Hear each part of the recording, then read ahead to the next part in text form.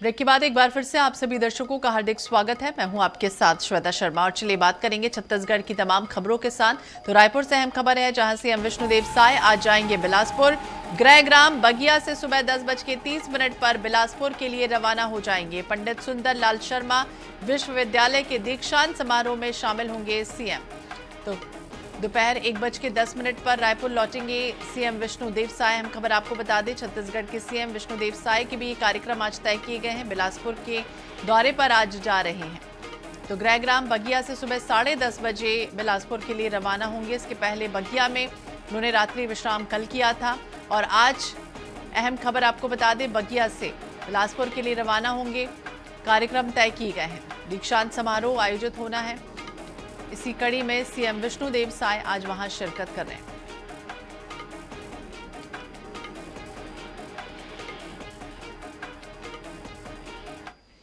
रायपुर से अहम खबर जहां छत्तीसगढ़ कांग्रेस में 2 दिनों तक मैराथन बैठकों का सिलसिला चलेगा। अहम खबर आपको बता दें, छत्तीसगढ़ कांग्रेस में 2 दिनों तक मैराथन बैठकें होंगी। 9 और 10 जुलाई को राजीव भवन में अहम बैठक होने जा रही है।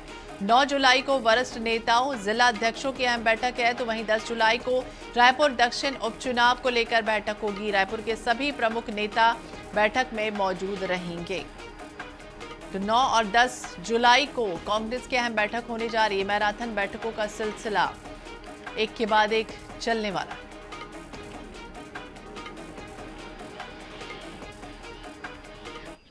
और छत्तीसगढ़ से गुजरने वाली 21 ट्रेनों को रद्द किया गया है। 12 से 16 जुलाई तक ट्रेनें रद्द रहेंगी। रेल यात्रियों को सप्ताह भर अब परेशानी का सामना करना पड़ेगा। साइडिंग, कनेक्टिविटी और ऑटो सिग्नलिंग की वजह से ट्रेनों को रद्द किया जाएगा। अहम खबर आपको बता दें, ऑटो सिग्नलिंग का काम चल रहा है और ऐसे में अब कुछ ट्रेनें एक बार फिर से रद्द होने जा रही हैं, जिसमें मेमू एक्सप्रेस ट्रेनें भी हैं, पैसेंजर ट्रेनें भी हैं। तो 12 से 16 जुलाई तक यात्रियों की परेशानी बढ़ने वाली है।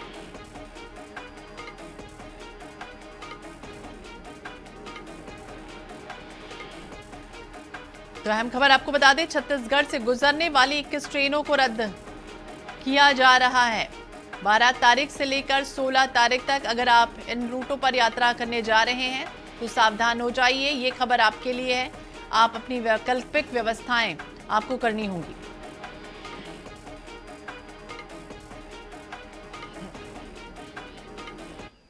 रायपुर से अहम खबर जहां छत्तीसगढ़ के 2 संभागों में भारी बारिश की संभावना है। सरगुजा बिलासपुर संभाग में भारी बारिश की चेतावनी दी गई है। वहीं दोनों संभाग के 14 जिलों में भारी बारिश का अलर्ट है। मौसम विभाग ने भारी बारिश को लेकर अलर्ट जारी कर दिया है। अन्य संभागों में भी गरज चमक के साथ बारिश होगी आने वाले समय में। अब बारिश का जो दौर है वो तेज गति से होने जा रहा है। यानी अन्य संभागों में गरज चमक के साथ आंधी और बारिश का नजारा दिखाई देगा। सरगुजा संभाग, बिलासपुर संभाग में भारी बारिश की चेतावनी दे दी गई है। दोनों संभाग के 14 जिले ऐसे हैं जो बारिश से प्रभावित होने वाले हैं।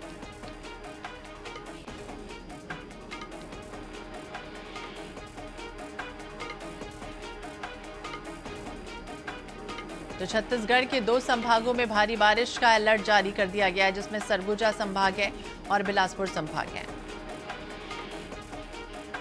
और मध्य प्रदेश के मौसम की जानकारी आपको दे देते हैं। यहां पर भी झमाझम बारिश होगी। मध्य प्रदेश में इसका भी दौर जारी रहेगा। अभी जारी रहेगा बारिश का इसी तरह से दौर, यानी ग्वालियर, चंबल और भोपाल में झमाझम बारिश होगी। इंदौर, उज्जैन संभाग में भी मध्यम वर्षा की संभावना जताई गई है। तो मध्य प्रदेश में भी बारिश अभी इसी तरह से होती रहेगी। इंदौर, उज्जैन संभाग में मध्यम वर्षा का अलर्ट जारी किया गया है। पूरे मध्य प्रदेश में झमाझम बारिश होगी।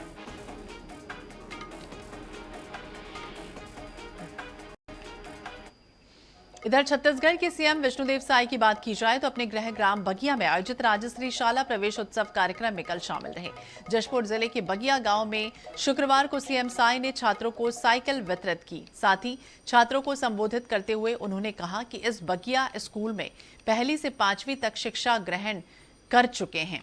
उस समय स्कूल में किसी भी प्रकार की कोई व्यवस्था नहीं होती थी। आज हर प्रकार की सुविधाएं हैं। ये भी कहा कि मानव जीवन में शिक्षा का बहुत महत्व है। और इस दौरान सीएम साय ने बताया है कि छत्तीसगढ़ के 211 स्कूलों को पीएम श्री योजना में शामिल किया गया। साथ ही उन्होंने एक पेड़ मां के नाम पर लगाने की अपील की। बगिया और बंदरछुआ स्कूल को आदर्श स्कूल बनाने की घोषणा की गई है। साथ ही जिले में नए आवासीय विद्यालय खोले जाएं। सूरजपुर में पत्रकार के साथ हुई मारपीट के मामले में कार्रवाई करने की भी बात उन्होंने कही।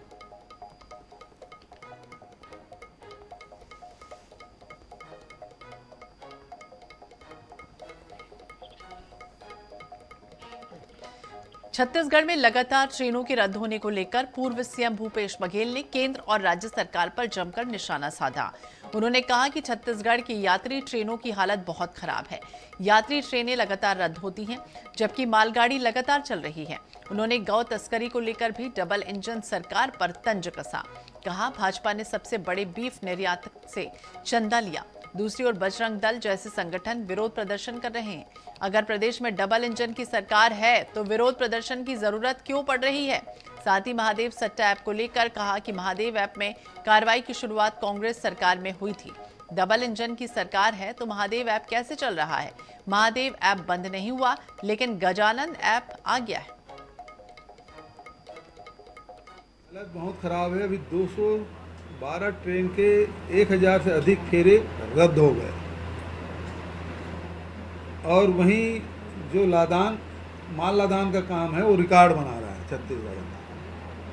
तो यात्रियों के साथ लगातार कोरोना काल से लेकर अब तक केंद्र सरकार छत्तीसगढ़ के यात्रियों के साथ दोयम दर्जे की व्यवहार कर रही है, जो घोर निंदनीय है। इस मामले में छत्तीसगढ़ सरकार को भी ध्यान देना चाहिए। यात्रियों के जो परेशानी हो रही है, केंद्र सरकार भी 10-10 सांसद जीत के आए हैं, उनको इस मामले में पहल करनी चाहिए और यहाँ के यात्रियों की जो सुविधा मिल रही थी वो मिलना जारी रहे। तो भाई ऐसा है कि पूरे विश्व में सबसे बड़ा बीफ निर्यातक दूसरे नंबर पे हिंदुस्तान है और इसका क्रेडिट यदि किसी को जाता है तो डबल इंजन सरकार को जाता है। दूसरी बात यह है कि बंद कर सकते नहीं, क्योंकि जो गौ मांस निर्यातक है उसे 250-300 करोड़ रुपए चंदा लिए हैं, तो ये कहाँ से कार्रवाई करेंगे? अब स्थिति ये है, डबल इंजन की सरकार छत्तीसगढ़ में है। अभी हमारे एक साथी हैं, वो आशंका व्यक्त कर रहे थे कि जिस हिसाब से यहाँ गौ तस्करी हो रहा है तो आने वाले 5 साल में यहाँ मवेशी दिखना बंद हो जाएगा।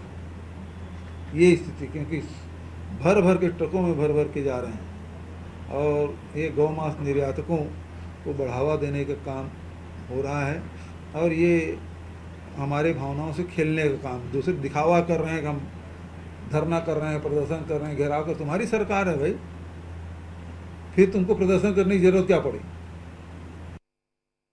पहली बात तो ये है कि महादेव ऐप में FIR कहाँ हुआ? केवल छत्तीसगढ़। पकड़ कहाँ से ला रहे हैं?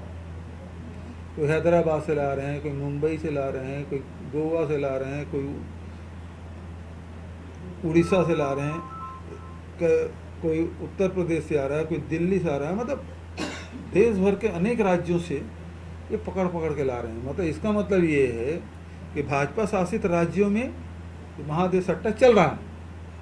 चूँकि हमने FIR कर दिया था, 70 से अधिक FIR हुआ, कार्रवाई हुई, और इस कारण से ये अब उसको बंद भी नहीं कर पा रहे हैं कि अब डबल इंजन की सरकार है।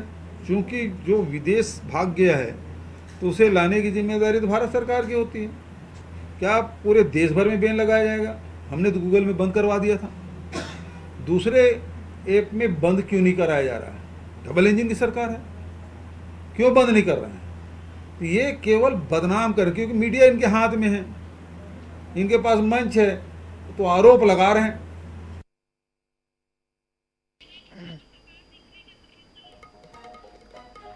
छत्तीसगढ़ विधानसभा के मानसून सत्र में इस बार सवालों की बौछार होगी। सत्र की अवधि कम होने के बावजूद विपक्षी दल के साथ साथ सत्ता पक्ष के विधायक ज्यादा से ज्यादा सवाल लगा रहे हैं। मानसून सत्र का आगाज 22 जुलाई से होगा और 26 जुलाई तक चलेगा। 5 दिवसीय सत्र में विधायकों ने 900 से ज्यादा सवाल लगाए हैं। विस अध्यक्ष डॉक्टर रमन सिंह ने कहा कि सत्र को लेकर विधायकों में उत्सुकता है। सत्र का समय कम है, माफ कीजिएगा, लेकिन महत्वपूर्ण रहेगा।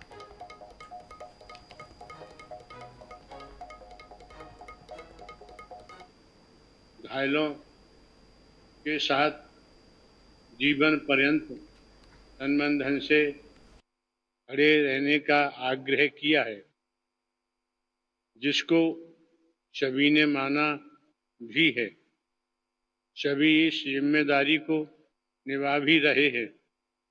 सभी महामंत्र का सहारा न छोड़ें। वर्तमान समय में वही माध्यम है सभी को सद्मति और सद्बुद्धि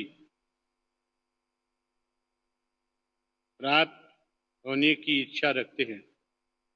नारायण साकार हर की संपूर्ण ब्रह्मांड में सदा सदा के लिए जय जयकार।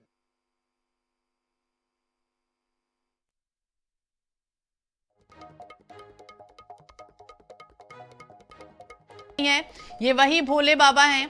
हाथरस हादसा आपको याद होगा और अब मीडिया के सामने आ चुके हैं। सन्मति सद्बुद्धि की बातें कर रहे हैं। भोले बाबा हैं, बाबा साकार हरि। एक्सक्लूसिव तस्वीरें एएनआई से सामने आई हैं, जहां ये कह रहे हैं कि सबको सन्मति और सबको सद्बुद्धि मिले। हाथरस हादसा आपको याद होगा, 121 लोगों की जान चली गई है। इन्हीं बाबा का प्रवचन चल रहा था। उस दौरान अफरा तफरी की स्थितियां बनी। कई लोग घायल हो गए, कई गंभीर रूप से घायल हो गए। लगातार ये कहा जा रहा था कि ये बाबा साकार हरि कहाँ हैं, उन्हें लगातार ढूंढा जा रहा था। लेकिन अब मीडिया के सामने आ चुके हैं और ये कह रहे हैं कि सबको सन्मति और सबको सद्बुद्धि मिले। तो हाथरस हादसा जिसके लिए लगातार पतासाजी की जा रही थी, मुआवजे का भी ऐलान किया गया था। कटघरे में सरकार खड़ी हो गई थी। लगातार सियासत इस पूरे मामले में हो रही थी। नेता प्रतिपक्ष राहुल गांधी वहां पहुंचे थे पीड़ित परिवारों से मुलाकात करने के लिए। और रायपुर से अहम खबर है, जहां एसीबी की टीम ने बड़ी कार्रवाई की है। रिश्वत लेते रंगे हाथों पकड़ी गई महिला। टीआई रायपुर महिला थाने में पदस्थ है। महिला टीआई वेदमती दरियो दहेज प्रताड़ना के मामले में अपराध दर्ज करने रिश्वत मांगी गई थी। 20,000 रिश्वत लेते रंगे हाथों पकड़ी गई हैं। 35,000 में सौदा हुआ था। दहेज प्रताड़ना से जुड़ा हुआ ये पूरा मामला है। अपराध दर्ज करने मांगी गई थी रिश्वत। 20,000 रुपए रिश्वत लेते रंगे हाथों पकड़ी गई हैं। 35,000 में सौदा हुआ, 20,000 पहले दिया गया उन्हें। तो एसीबी की टीम ने ये बड़ी कार्रवाई की है। रायपुर से अहम खबर आपको बता दें, जहां महिला टीआई को रिश्वत के मामले में पकड़ा गया है। रायपुर महिला थाने में पदस्थ है टीआई। दहेज प्रताड़ना का केस था, जिस पूरे मामले में परिजन पहुंचे हुए थे और रिश्वत उनसे मांगी गई। 35,000 रुपयों में सौदा हुआ कि भाई 35,000 रुपए दे दीजिए, उसके बाद एफआईआर दर्ज हो जाएगी। 20,000 रुपए टीम जब दे रही थी, उसके बाद एसीबी की टीम ने पकड़ा।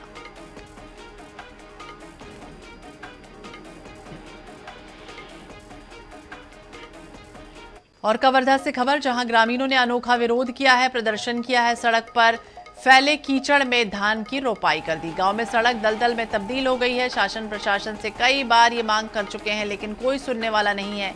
पंडरिया ब्लॉक के पलानसरी गांव का ये मामला बताया गया। देखिए तस्वीरें हैं, ये खेत नहीं है बल्कि ये वो सड़क है जहां पर धान रोपी जा रही है। और धान इसलिए रोपी जा रही है क्योंकि पूरी तरह से जो सड़क है वो कीचड़ में बदल गई है। दलदल का सामना इन लोगों को करना पड़ता है, इसलिए ग्रामीण मजबूर हैं। कई बार गुहार लगा चुके हैं, प्रशासन से अपनी बात पहुंचा चुके हैं, लेकिन कोई भी इनकी सुध लेने वाला नहीं है। अब ये अनोखा प्रदर्शन कर रहे हैं, धान की रोपाई कर रहे हैं इस तरह से कीचड़ में, दिखाने की कोशिश कर रहे हैं कि आखिरकार सुन लो प्रशासन, सुन लो सरकार, गुहार सुन लो इनकी।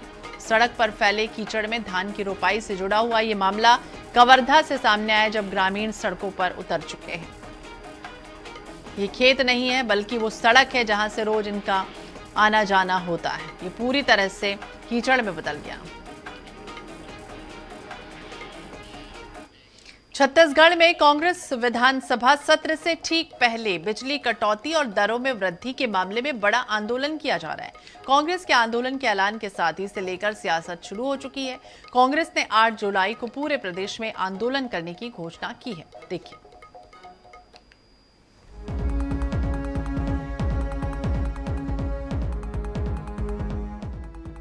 छत्तीसगढ़ में किसान इस समय बुआई की तैयारी कर रहे हैं, लेकिन अघोषित बिजली कटौती परेशानी की वजह बनी हुई है। साथ ही विद्युत दरों में वृद्धि से भी शहरी और ग्रामीण क्षेत्रों में लोग परेशान हैं। यही वजह है कि कांग्रेस 8 जुलाई को प्रदेश भर में बिजली कटौती और विद्युत दरों में वृद्धि के खिलाफ प्रदर्शन करने जा रही है। कांग्रेस के प्रदर्शन में प्रदेश के सभी वरिष्ठ नेता शामिल होंगे। प्रदेश कांग्रेस कमेटी ने इसके लिए सभी जिलाध्यक्षों को पत्र जारी कर प्रदर्शन के निर्देश दिए हैं। सभी विधायकों और पूर्व विधायकों को भी प्रदर्शन में शामिल होने के निर्देश दिए गए हैं। इस प्रदर्शन के जरिए कांग्रेस जहां बिजली बिल हाफ योजना को लेकर भाजपा सरकार को घेरने की कोशिश में जुटी है, दूसरी ओर भाजपा का कहना है कि कांग्रेस का काम अब प्रदर्शन करना ही रह गया है। दिन भर में जो पानी खेत में पलाते हैं, फिर बिजली गोल, उसके बाद दूसरे दिन फिर शुरू करते हैं, तो वहीं तक जहाँ तक सिंचाई हुआ रहता है वहीं तक फिर पानी जाता है। तो ये स्थिति, बिजली कटौती भी मनमाने है, तो किसानों के साथ तो अभी बहुत बुरा स्थिति है। 8 तारीख को पूरे प्रदेश भर में ब्लॉक स्तर पर कांग्रेस पार्टी बिजली कटौती और बिजली बिल में वृद्धि को लेकर आंदोलन करेगी। इसके लिए हम लोगों ने प्रदेश कांग्रेस कमेटी ने सूचना जारी कर दिया है और इसके लिए तैयारियां चल रही है। देखिए, अब कांग्रेस के पास में काम नहीं है। विधानसभा चुनाव में बहुत बड़ी बड़ी बातें करने वाले 5 साल वाले लोगों को जनता ने बाहर का रास्ता दिखाया, इसलिए कि उनके काम ठीक नहीं थे। केवल हवाबाजी, केवल विज्ञापन के माध्यम से लोगों के बीच में जाना, लेकिन जमीनी और धरातल पर किसी प्रकार का कोई काम नहीं हो पाना। लूटपाट, भ्रष्टाचार, इसके तो अनेक उदाहरण रोज हम लोग देखते हैं। ये सब चीजों के कारण जनता ने बाहर बैठाया। लोकसभा में भी वो 1 सीट ले देकर जीत पाए। तो कुल मिलाकर उनका तो ये काम ही है कि अपने को जीवित यदि रखना है तो ये सब प्रदर्शन करें। छत्तीसगढ़ में हार की हताशा से कांग्रेस अब उबरने की कोशिश कर रही है। ऐसे में बिजली कटौती और मूल्य वृद्धि को लेकर आंदोलन कितना प्रभावी होगा, यह तो आने वाले वक्त में पता चलेगा। कांग्रेस इस प्रदर्शन के माध्यम से नगरीय निकाय चुनाव के पहले कार्यकर्ताओं को एक्टिव करने की कोशिश करती जरूर नजर आ रही है। रायपुर से INS 24/7 के लिए गौरव शर्मा की रिपोर्ट। इधर मुंगेली जिले में स्कूल शिक्षा विभाग की लापरवाही दिखी। स्कूल शिक्षा के नए सत्र का संचालन 26 जून से शुरू हो चुका है। आलम अब यह है कि मुंगेली जिले की प्राथमिक शाला कोकिलाडी में प्रवेश उत्सव स्कूल के सामने सड़क पर औपचारिकता महज पूरी कर ली गई। पानी निकासी की सुविधा नहीं होने से स्कूल परिसर में तब्दील हो गया था। ग्रामीणों ने स्कूल के बाहर सफाई करके स्कूल के पट को खोलने में मदद की। स्कूल का जायजा लिया हमारे मुंगेली सहयोगी संवाददाता ने। श्री विष्णुदेव साय आज छत्तीसगढ़ के जसपुर जिले के दौरे पर हैं। राज्य स्तरीय शाला प्रवेश उत्सव जो है वो मनाया जा रहा है, जिसमें CM साहब जो है वो शिरकत करेंगे। लेकिन दूसरा पहलू हम आपको दिखाएंगे कि इसके साथ ही मुंगेली जिले के स्कूल शिक्षा विभाग के जो सत्र हैं वो 26 जून से जो है वो शुरू हो गए हैं। लेकिन आज 5 जुलाई है और 5 जुलाई होने के बाद में इस वक्त मैं मुंगेली के प्राथमिक शाला कोलियाडी में मौजूद हूँ, जहाँ पास आप देख सकते हैं यहाँ पास जो स्कूल का जो नज़ारा था, यहाँ स्कूल में आज प्रवेश हुआ है बच्चों का। और ये जो तस्वीरें आप देख रहे हैं ये तालाब और खेत के रूप में तब्दील हुई थी, जिसको ग्रामीणों की मदद से जो है वो दुरुस्त किया गया है। ऐसा नहीं है कि स्कूल का संचालन नहीं होता था। स्कूल का संचालन पीछे मेरे देख सकते हैं, ये जो सड़क है यहाँ होता था। यहाँ टीचर और बच्चे स्कूल को ताकते रहते थे और उसके बाद में जो शिक्षक हैं वो अपनी उपस्थिति दर्ज करके फोटो भेजते थे। तो इस तरीके के स्कूल संचालन किया जा रहा था। लेकिन स्कूल के कमरे तक पहुंचने के लिए इनको काफी जद्दोजहद करना पड़ रहा था। कुछ ग्रामीण मौजूद है, उनसे जान लेते हैं कैसी तस्वीर थी पहले। पूरा यहाँ पानी था, बच्चा लोग और स्कूल शिक्षक लोग आ नहीं सकता। टीचर भी मौजूद है, उनसे जान लेते हैं। आप बताइए कि क्या हालात थे? जी यहाँ पूरा पानी भरा हुआ था। अपने कह सकते हैं जो स्कूल का जो परिसर है बाहरी वाला, वो पूरा खेत में तालाब में तब्दील हो गया था। लगभग घुटने से ऊपर पानी भरा हुआ था, तो यहाँ आने जाने में दिक्कत हो रही थी क्योंकि बरसात का मौसम है। ऐसे स्कूल के हालात थे, इनको 26 जून से खुल जाना था, व्यवस्थाएं जो है वो दुरुस्त हो जानी थी, लेकिन विभाग की लापरवाही की वजह से आज ये स्कूल खुल रहा है, वो भी ग्रामीणों के मदद से। तो विभाग जो है कितना लापरवाह है वो देखा जा सकता है। बच्चों के शिक्षा के साथ खिलवाड़ किया जा रहा है। कैमरामैन नईम खान के साथ सैयद वाजिद, INH न्यूज, मुंगेली। इधर दहेज प्रताड़ना के मामले में अपराध दर्ज करने के नाम पर रिश्वत लेते महिला टीआई को रंगे हाथों पकड़ा गया। रायपुर महिला थाने की टीआई वेदवती दरियो को एसीबी ने 20,000 रुपए रिश्वत लेते गिरफ्तार किया। टीआई ने पीड़िता के पति के खिलाफ एफआईआर दर्ज करने के लिए 50,000 रुपए रिश्वत की मांग की, जिसका सौदा 35,000 रुपए में हुआ। शुक्रवार को सुबह महिला थाना टीआई ने पैसे कम होने की वजह से प्रार्थिया को वापस भेज दिया और शाम को पूरे पैसे लेकर आने को कहा। उसी दौरान एसीबी की टीम ने टीआई दरियो को रंगे हाथों 20,000 रुपए कैश के साथ पकड़ा।